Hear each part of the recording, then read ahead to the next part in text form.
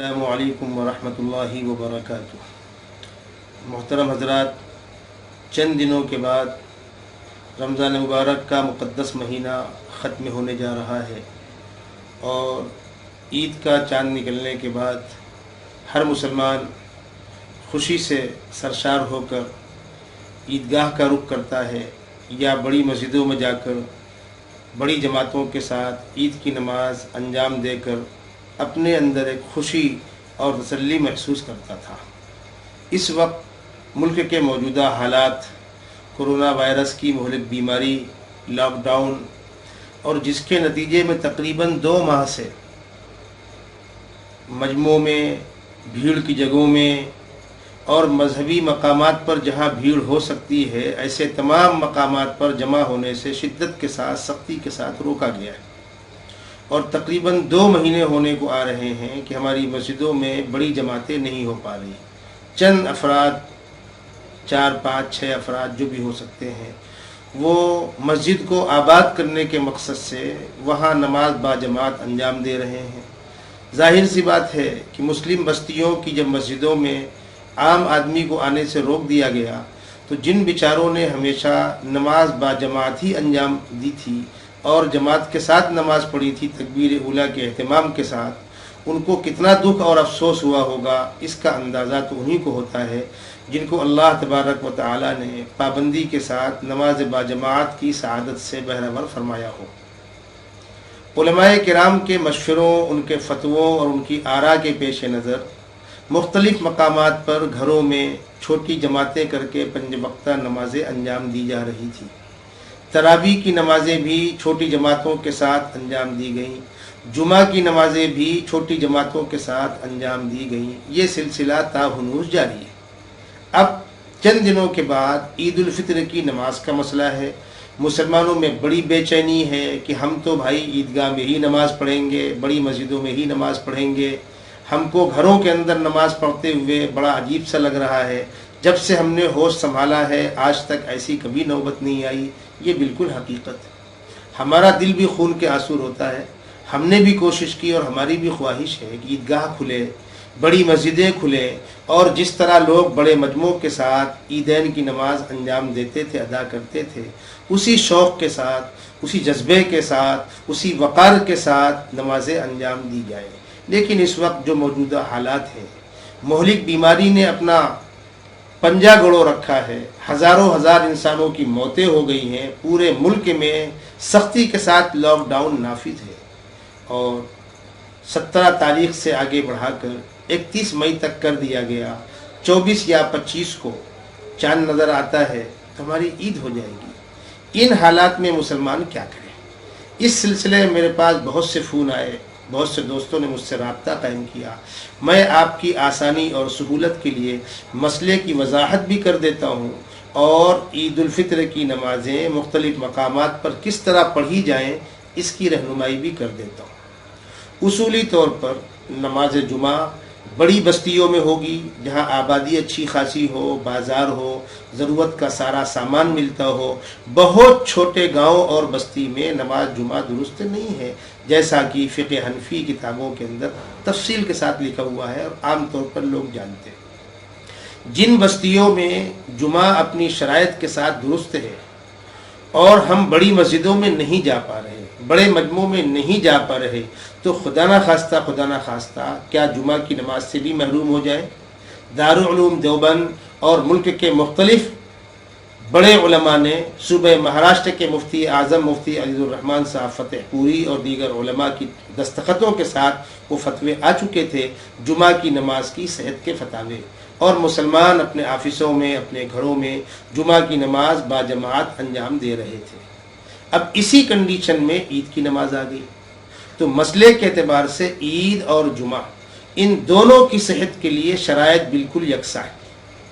مطلب عام نماز 5 وقتہ کی نماز با جماعت کے لیے 2 افراد کافی ہے، تراویح کی جماعت کی صحت کے لیے 2 افراد کافی ہیں، لیکن جمعہ کی نماز با جماعت کی صحت کے لیے امام کے ماں سوا 3 افراد یعنی 4 عاقل بالغ مرد ہونا شرط ہے۔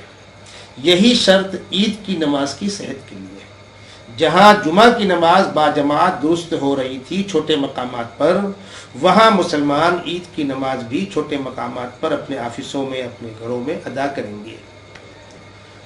جمعہ اور عید کی نماز میں چند چیزوں میں فرق ہے۔ نماز جمعہ فرض ہے۔ نماز جمعہ میں جمعہ سے پہلے خطیب کے روبرو اذان ثانی ہوتی ہے، خطبے کی اذان۔ 2 خطبے ہوتے ہیں، جمعہ سے پہلے ہوتے ہیں۔ نماز جمعہ فرض ہے، جمعہ کے 2 خطبے واجب ہیں۔ جمعہ سے پہلے تکبیر کہی جائے گی، پھر نماز باجماعت ادا کی جائے گی، خطیب کے بیٹھنے کے بعد اذان دی جائے گی۔ عیدین کی نماز میں خطیب کے بیٹھنے کے بعد اذان نہیں ہے، عید کی نماز سے پہلے خطبے نہیں ہیں، خطبے نماز کے بعد ہیں، عید کی نماز سے پہلے تکبیر نہیں ہے، اور عید الفطر کی نماز واجب ہے۔ ہم اسی لیے نیت کرتے ہیں، نیت کرتا ہوں 2 رکعت نماز عید الفطر واجب واسطے اللہ کے، اس کے آگے جو آپ کہتے ہیں اتنے سے آپ کی نیت ہو جاتی ہے۔ اگر نماز پڑھانے والا نیت کر رہا ہے تو وہ امامت کی نیت کرے گا، اپنی اور مقتدیوں کی نیت کرے گا۔ جو لوگ پیچھے پڑھ رہے ہیں وہ امام کی اقتداء کی نیت کریں گے اور نماز کی نیت کریں گے۔ عید الفطر کی نماز میں، دونوں عیدین کی نماز میں 6 زائد تکبیریں ہوتی ہیں۔ 3 زائد تکبیریں پہلی رکعت میں، 3 زائد تکبیریں دوسری رکعت میں۔ طریقہ یہ ہوگا، سب سے پہلے ہم عید کی نماز کی نیت کرتے ہوئے امام اور مقتدی نیت باندھ لیں گے، اللہ اکبر کہہ کر نیت باندھ لی، پھر سبحانک اللہم وبحمدک وتبارک اسمک وتعالی جدک ولا الہ غیرک، جس کو ثنا کہتے ہیں، یہ پڑھ کر رکیں گے۔ امام صاحب کانوں تک ہاتھ اٹھا کر اللہ اکبر کہتے ہوئے ہاتھ چھوڑیں گے، مقتدی بھی ان کی اتباع میں ایسا ہی کریں گے۔ دوبارہ اٹھائیں گے ہاتھ اللہ اکبر کہہ کر، پھر ہاتھ چھوڑیں گے، مقتدی بھی ایسا ہی کریں گے۔ تیبارہ کانوں تک ہاتھ اٹھا کر کے اللہ اکبر کہتے ہوئے نیت باندھ لیں گے۔ یہ 3 زائد تکبیریں ہو گئی۔ اس کے بعد سورہ فاتحہ، اعوذ باللہ بسم اللہ، سورہ فاتحہ، قرأت، اس سے فارغ ہو کر رکوع میں گئے، سجدہ کیا، وہی انداز جو نارمل نماز کا ہوتا ہے۔ سجدے سے کھڑے ہونے کے بعد دوسری رکعت میں تکبیر شروع میں نہیں ہوگی، امام صاحب بسم اللہ پڑھ کر سورہ فاتحہ، قرأت، اب رکوع میں جانے سے پہلے پھر 3 مرتبہ زائد تکبیریں کہی جائیں گی، اللہ اکبر کہہ کر ہاتھ چھوڑ دیں گے، پھر اللہ اکبر کہہ کر ہاتھ چھوڑ دیں گے، پھر اللہ اکبر کہہ کر ہاتھ چھوڑ دیں گے، اور پھر مستقل ایک تکبیر رکوع میں جانے کے لیے اللہ اکبر کہتے ہوئے رکوع میں چلے جائیں گے۔ یہ 6 زائد تکبیریں ہوئیں، 3 پہلی رکعت میں قرأت سے پہلے، 3 دوسری رکعت میں فاتحہ اور قرأت کے بعد رکوع سے پہلے۔ نماز مکمل ہوئی۔ نماز سے فارغ ہونے کے بعد خطیب امام صاحب 2 خطبے دیں گے۔ وہ خطبے عام دنوں میں طویل ہوتے تھے، نماز طویل ہوتی تھی، وقت ہوتا تھا، کوئی مسئلہ نہیں تھا۔ جب نارمل حالات ہوں تو خطبے کا سنت طریقہ یہ تھا کہ ہم یعنی خطیب امام جب ممبر پر آئے، مصلی سے ممبر پر آئے، تو ممبر پر آنے کے بعد کھڑے ہوتے ہی اللہ اکبر اللہ اکبر اللہ اکبر اللہ اکبر اللہ اکبر اللہ اکبر اللہ اکبر اللہ اکبر اللہ اکبر 9 مرتبہ اللہ اکبر کہیں گے، پھر خطبہ شروع کریں گے۔ اس خطبے میں اللہ کی حمد و ثنا کے بعد مسلمانوں کو نصیحت کریں گے جس طرح کے حالات ہوں گے۔ خطبے میں عید کی نماز کے فضائل، مسائل، عید الفطر کے مسائل، فطرے کے مسائل، کون نکالے گا، کس کو دے گا، ضرورت مندوں کی خدمت کی ترغیب، ان مضامین پر مشتمل یہ خطبہ ہوگا، پہلا خطبہ۔ دوسرے خطبے میں یہ خطبہ دے کر امام صاحب بیٹھ جائیں گے، پھر ایک وقفے کے بعد کھڑے ہوں گے، دوبارہ کھڑے ہونے کے بعد 7 مرتبہ اللہ اکبر کہیں گے۔ پہلے خطبے میں 9 مرتبہ اللہ اکبر کہا تھا، دوسرے خطبے میں 7 مرتبہ اللہ اکبر کہیں گے، اللہ اکبر اللہ اکبر اللہ اکبر اللہ اکبر اللہ اکبر اللہ اکبر اللہ اکبر۔ اس کے بعد خطبہ شروع کریں گے۔ دوسرے خطبے میں اللہ کی حمد کے بعد سیدنا محمد صلی اللہ علیہ وسلم پر درود، 1 درود، 2 درود، جیسی اللہ توفیق دے۔ اس کے بعد مسلمانوں کے لیے دعا۔ اس وقت مسلمانوں کے جو مسائل ہوں، کوئی بیماری پھیلی ہو، کاروباری بحران ہو، دیگر مسائل ہوں، مسلمانوں کی عافیت کے لیے، آخرت کی کامیابی کے لیے، عامت المسلمین کے لیے دعا ہوگی۔ اور دوسرا خطبہ ختم کرتے وقت 14 مرتبہ اللہ اکبر کہہ کر خطبہ مکمل کریں گے۔ خطبے سے فارغ ہونے کے بعد عام دنوں میں جب وقت کی تنگی نہیں تھی تو دعاؤں کا اہتمام ہوتا تھا۔ بعض لوگ نماز کے بعد فوراً دعا مانگ لیتے ہیں، اگر نماز کے بعد فوراً دعا مانگنی ہے تو مختصر مانگنی ہوگی، اس لیے خطبہ باقی ہے، اور خطبے سے فارغ ہونے کے بعد دعا مانگنی ہے تو اب کوئی کام نہیں ہے۔ دونوں طرح کے احوال ہیں، اس سے بحث نہیں۔ ان خطبوں سے فارغ ہونے کے بعد پھر مسلمان باہر نکلتے تھے، خوشی کا اظہار کرتے تھے۔ عام دنوں میں ایسا ہوتا تھا۔ آج کے موجودہ حالات میں جبکہ لاک ڈاؤن بھی ہے، زیادہ لوگوں کے جمع ہونے پر پابندی بھی ہے، جگہ تنگ ہو سکتی ہے، وغیرہ وغیرہ مسائل ہو سکتے ہیں، تو اس وقت جو 2 خطبے دیے جائیں گے اس میں صرف اس کی رعایت ہو۔ ایک تو بہت سے مقامات پر نماز ہونے کی بنیاد پر اتنی بڑی مقدار میں ائمہ کہاں سے ملیں گے؟ تو چھوٹی جماعتیں ہوں گی، وہ اسپٹ امام ہم کو نہیں ملیں گے جو بڑی مسجدوں میں ہوتے تھے، تو ان کے اوپر زیادہ بوجھ نہ پڑے تو ان کی سہولت کے لیے خطبے بنا کر ڈالے جا رہے ہیں۔ آپ کو وہ تفصیل ہم دے دیں گے۔ اس میں چھوٹے خطبے جس میں کسی حد تک اس کی رعایت ہے کہ خطبے کا مقصد بھی پورا ہو جائے اور بوجھ بھی نہ پڑے، اس خطبے کو آپ دیکھ کر بھی پڑھ سکتے ہیں۔ اب ایک اہم مسئلہ، بعض حضرات کے ذہنوں میں غلط فہمی یہ ہے کہ جمعہ یا عیدین کے لیے جامع مسجد ہونا، سلطان یا اس کا نائب ہونا، چنی اور چنا ہونا، سیدھی سی بات ہے۔ عام حالات تھے تو مسائل وہی تھے جو آج بتلائے جا رہے ہیں کہ بھائی بڑی مسجد میں یہ شرائط ہے، ایسا ہو، کسی کو آنے سے روکا نہ جائے، ہم بھی اس سے اتفاق کرتے ہیں۔ اذن عام ہو، کوئی موقر شخصیت پڑھائے، مسلمانوں کی بڑی بستی ہو اور کوشش ہو کہ پوری بستی کے لوگ یکجا ہو کر پڑھیں، شہر کے باہر نکل کے کھلے میدان میں پڑھیں، عیدگاہ میں پڑھیں، ان ساری باتوں سے ہم کو اتفاق ہے، کسی بات سے اختلاف نہیں۔